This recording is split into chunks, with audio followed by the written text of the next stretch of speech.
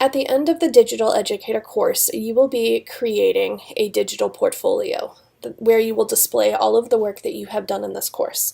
You're going to find it in your modules as module number 8, and it won't be open and available to you until you have completed module number 7. So here is module number 8, and you're going to go through the textbook, the discussion, and the reflection.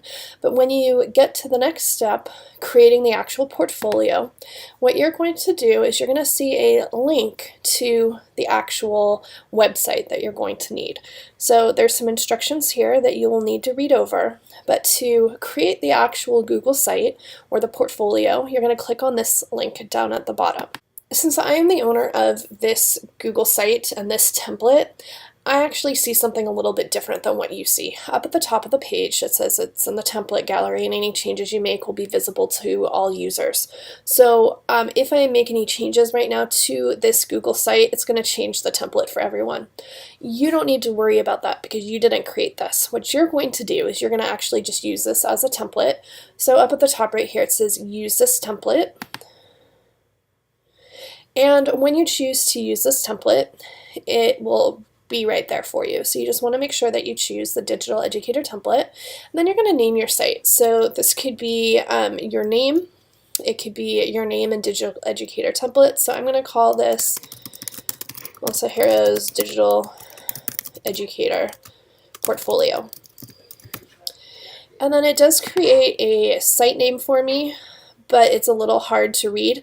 So I'm going to change the name of this, and I might call it Digital Educator Hero for my last name. It could be called whatever you want to call it, but you cannot have any spaces. You need to have characters like a hyphen or alphabet or numbers. When it says select a theme or more options, I'm going to ignore that because we already have a theme set up for you. So all you need to do is give it a name, write in the location for the website, make sure it's on the Digital Educator template, and then you're going to choose Create up at the top. Alright, so now this is your actual website. So up at the top you can see my web address is Digital Educator Hero. It doesn't have your name anywhere on the front. And this front page here is just kind of some information about what you're going to do. So you're going to read through this, and you're going to add in information. To edit pages, you click on the little pencil up at the top right hand side of your screen, and now you can call this, instead of home, maybe you can call this your name.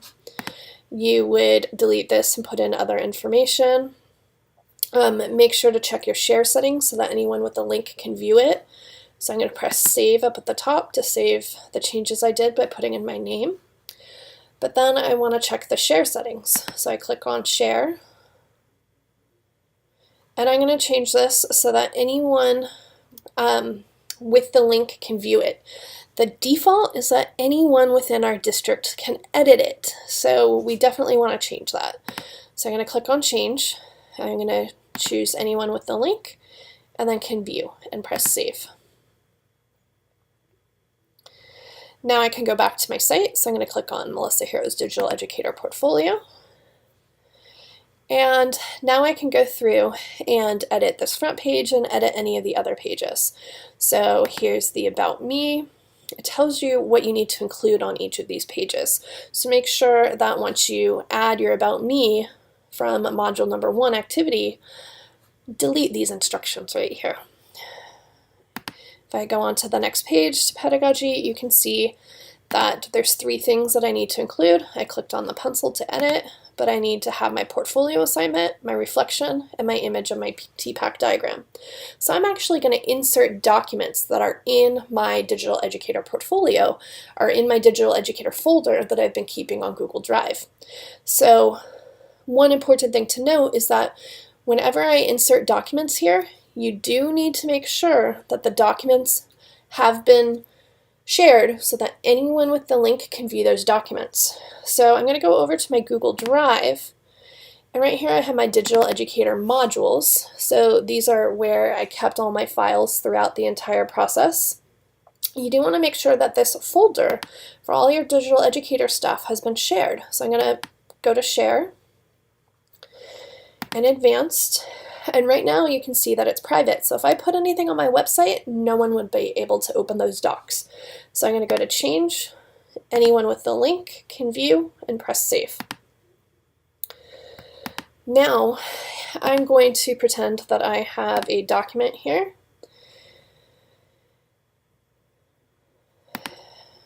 And let's call this pedagogy activity. And I don't need to share this document because it's in the folder that has already been shared. So now what I'm going to do, let's just pretend I have a bunch of stuff written here. Okay. So I'm going to go up to my website. I'm in editing mode. If you're not in editing mode, just click on the pencil. But here is my activity, my portfolio, let's say. I'm going to go up to Insert, up on the top left-hand side of my screen. I'm going to choose my Google Drive, and I'm going to choose my document. And this document was my pedagogy activity that I just created. So I click on it, and I press Select. And you can include a border and a title, and you can tell it the height that you want it and the width. The width I normally leave 100%. Sometimes I'll go in and edit the height because I want the whole page to be seen. I don't want to have to scroll through the page. So you can always come back and edit that to make it a higher number of pixels if needed. But I'm going to press save. And here it is. Notice I can't really read it. But I do have options to align it, center it, etc. I can go back to properties to change my height or to give it a better title. I'm going to press save up at the top right hand side of my screen.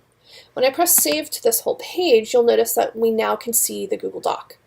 So here is the Google Doc. And see how I can scroll up and down? Sometimes that gets annoying, so that's where I might make that a little bigger. You can play with the size.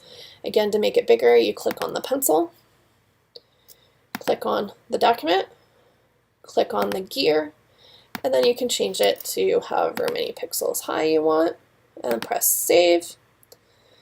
And now the height of my document is a little better, but it's up to you how you want to have that. And then you would just insert your other documents down at the bottom.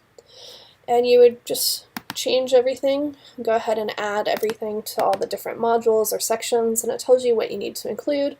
And there's actually links to the instructions if you need a reminder of what those different assignments were.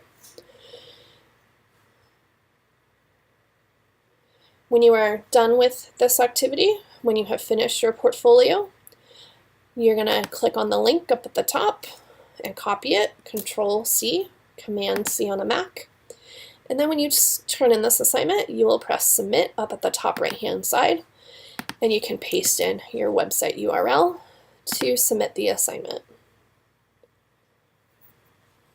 Then you will be done with the course.